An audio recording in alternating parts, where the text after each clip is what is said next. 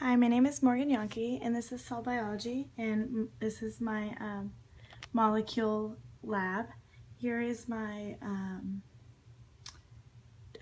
concept map. I'm going to just show it to you up close really quick before I start explaining. I have two different separate parts of the map. There's the first part, cell layers, and then the second part, cell models. So I'm going to start with the cell layers. And I started with cell layers, and I put three different branches out from cell layers: membrane protein, plasma membrane, phospholipid bilayer. From the next one I put into vesicles. From vesicles I put membrane channels, gated ion channels, and off to the side selected permeability, just because some vesicles can be selectively permeable, others aren't. So I just put that off to the side, not necessarily with these, but off to the side from vesicles.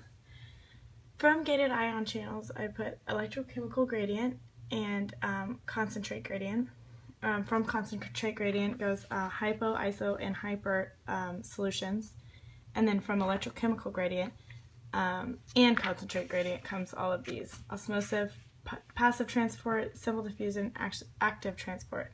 And then from passive, channel-mediated passive transport.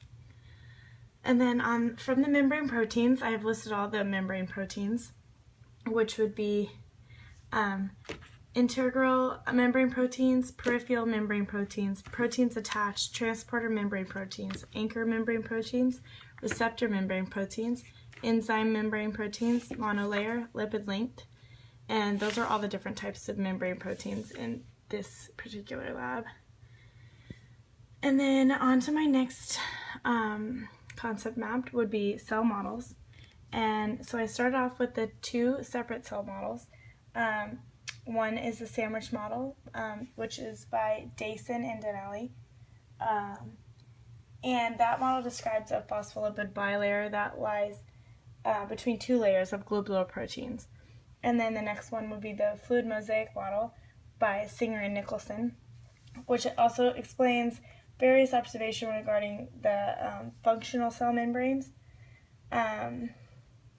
It describes a two-dimensional liquid in which phospholipid and protein molecules diffuse easily.